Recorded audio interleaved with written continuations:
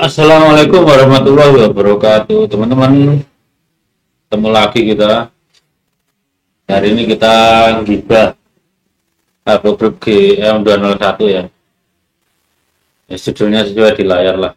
Nanti kalian simpulkan sendiri gitu ya.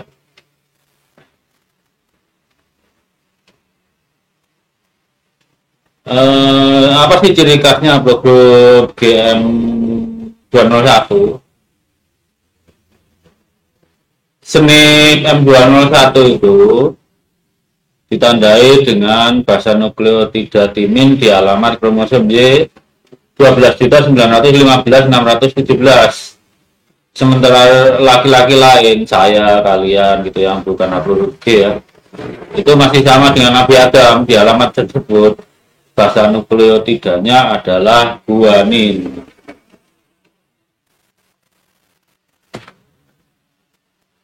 Terus kapan munculnya GM201 itu? Munculnya itu luar tua banget ya. Kita mencarinya itu dengan cara menghitung perbedaan jenis keturunan-keturunan GM201 cabangnya tuh. Itu bisa dihitung. Ya estimasi termudanya sekitar 35.000 tahun yang lalu lah. Yang tertuanya 48.000 tahun yang lalu. Nanti dengan perkembangan teknologi mungkin kita akan tahu pastinya berapa. Tapi karena laju mutasi keturunannya itu beda-beda, dan kita makin jauh jarak dari kita itu makin rentang penerimaannya itu makin lebar lah. Ya. Jadi ya keturunannya seperti Asgaf, Jamalulail, Al-Habsyi, Al-Atashihab, Yuya ini nggak bisa dihitung ya. Al Capone, Stalin lewat anaknya Oji ini yang paling bagus nih. Oji itu tubuhnya ditemukan di timbunan es, jadi terawetkan secara alami. Itu pun juga cuma nggak nyampe setengah DNA-nya yang bisa dipulihkan tuh, sekitar 42% ya.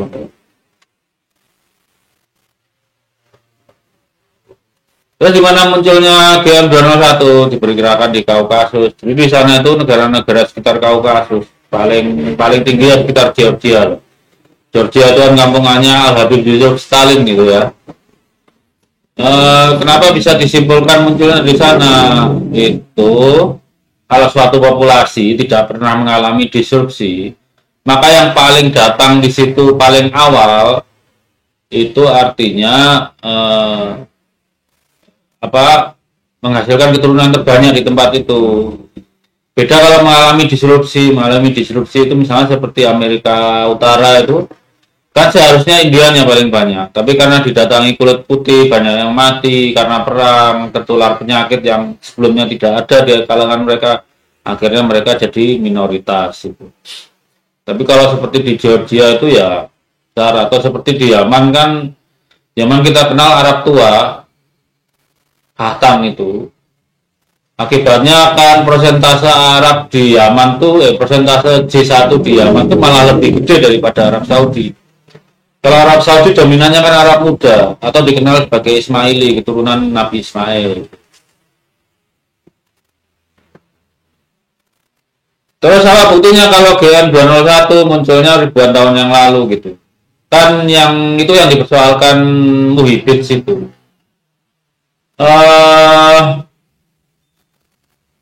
Jadi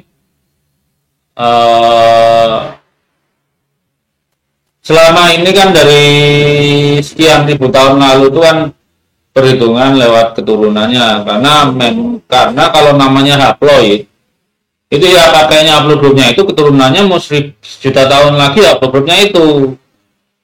Cuma keturunannya membentuk cabang-cabang haplogrup baru, tapi haplogrup induknya tetap sama gitu ya. Nah, masalahnya kalau kita mencari bukti ketika jasad manusia itu kalau sudah mati itu akan mengalami kerusakan, termasuk DNA-nya rusak oleh enzim internalnya sendiri gitu ya, ataupun lewat alam proses dekomposisi gitu. Jadi kalau dengan teknologi DNA sekarang yang paling baik itu tetap yang masih DNA segar, yang makhluk yang masih hidup atau kalaupun mati baru saja gitu. Kalau udah ribuan tahun itu yang masih bisa terambil cukup bagus itu yang tertimbun es. Untuk kasus Timur Tengah itu kerusakannya sangat tinggi.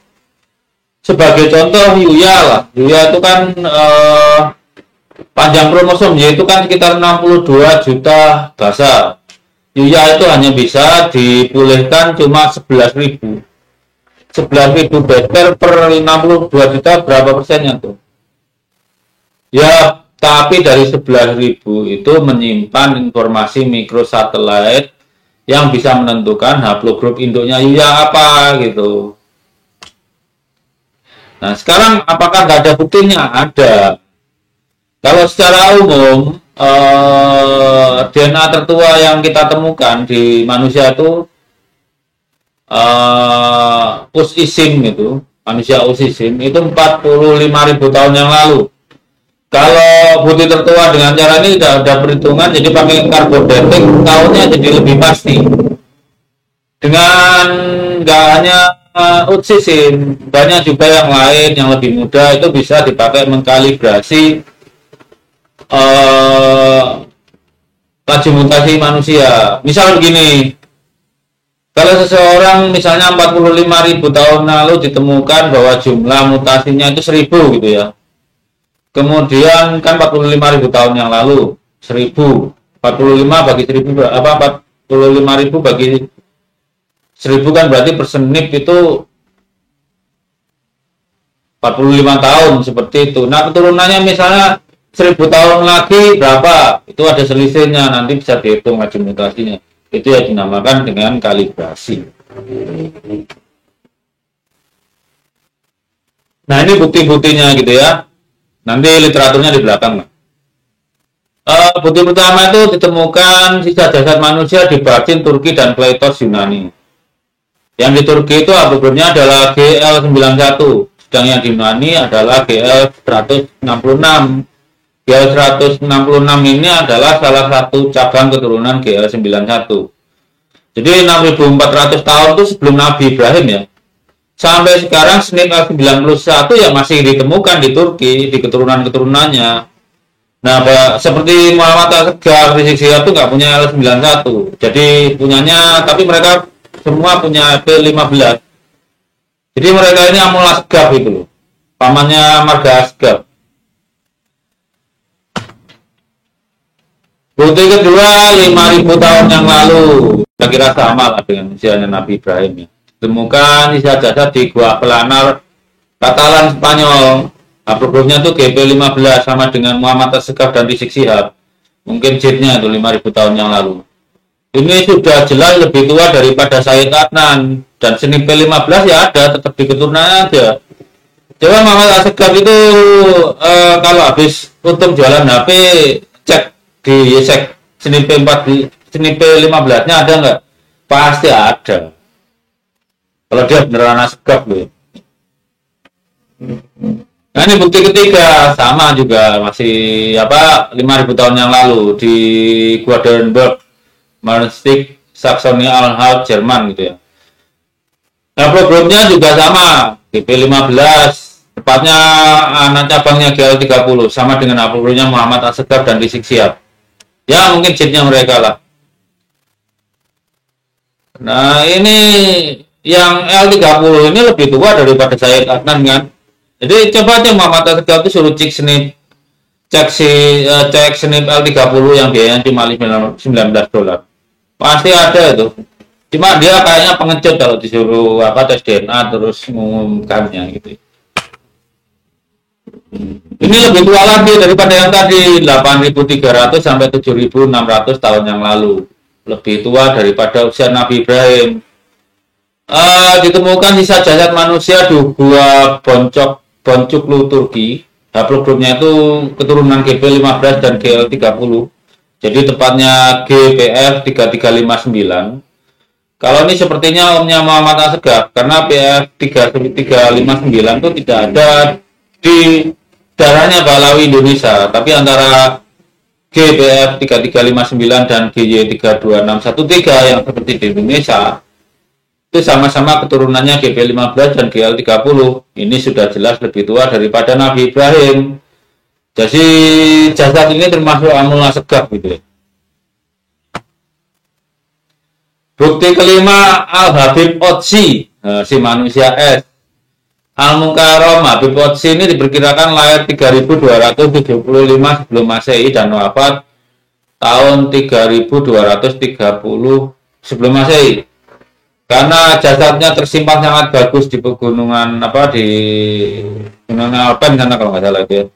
Jadi ya seumuran dengan Nabi Ibrahim lah gitu. Habib Qudsi ini termasuk keluarga GL91. Jadi termasuk aminya Muhammad Asgaf. Bersamaan dengan Muhammad Asgaf itu baru P15 saja. Tapi Muhammad Asgaf nggak punya L91. Karena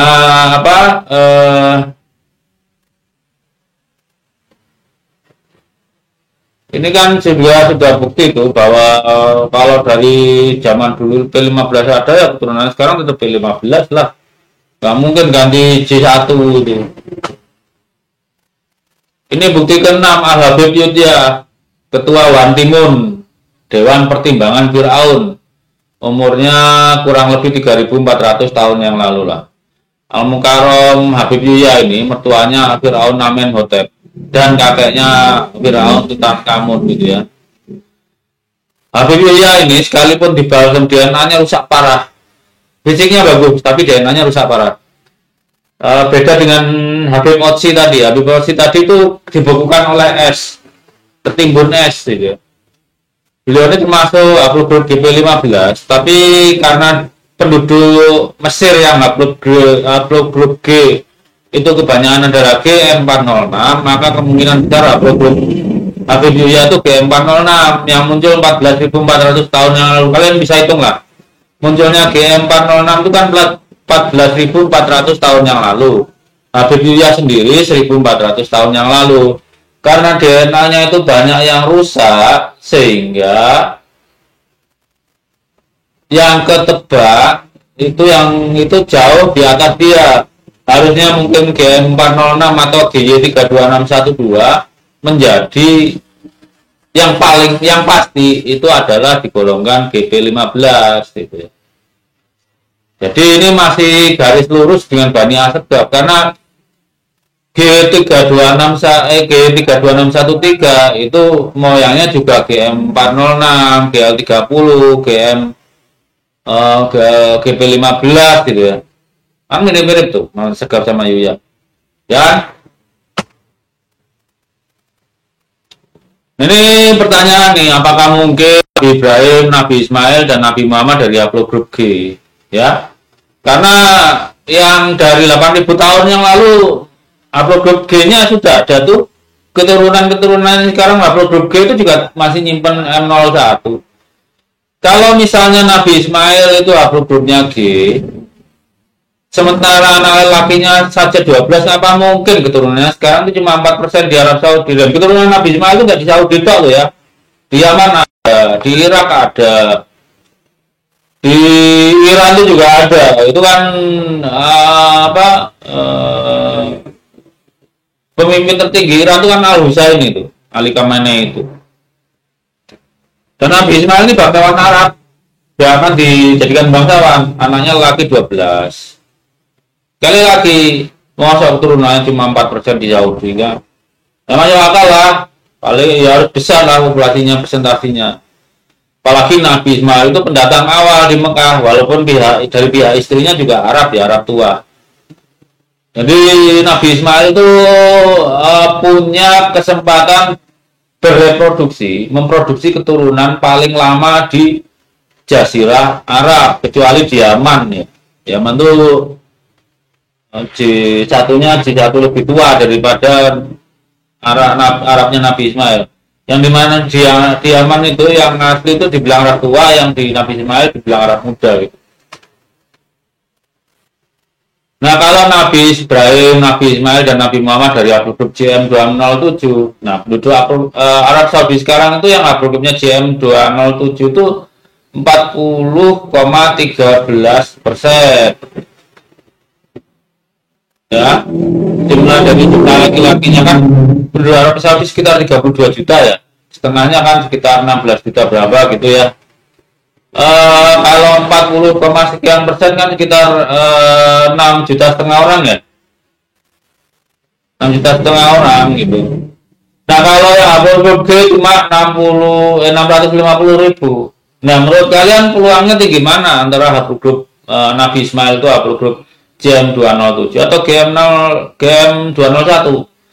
Kalau JM267 itu keturunan Nabi Ismail, itu paling nggak jauh-jauh dengan Haplogrup J1 Arab sekarang.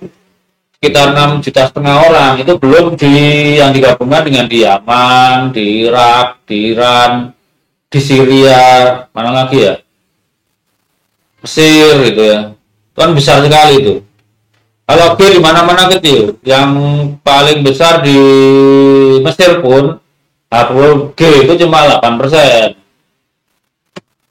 Mesir itu mayoritas E.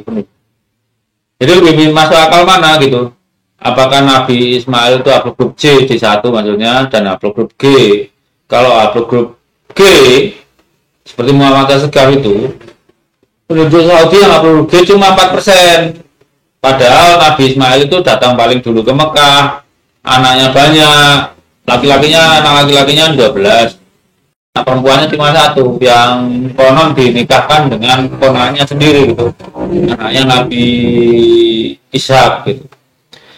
Kalau Nabi Ismail itu haplogrupnya JM267, penduduk Saudi sekarang itu 40,18% itu haplogrupnya JM267, kurang huruf F. Oh nggak sampai 50%, kan ada pertanyaan gitu. Ya, sejak Islam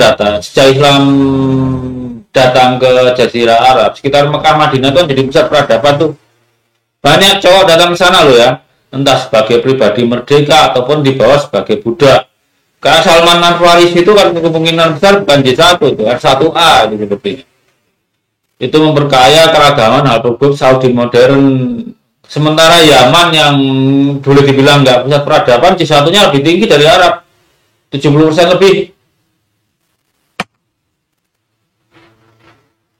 Jadi akal sehatmu itu mengatakan apa? Apakah Nabi Ismail itu Haplogrup GM201 atau JM267?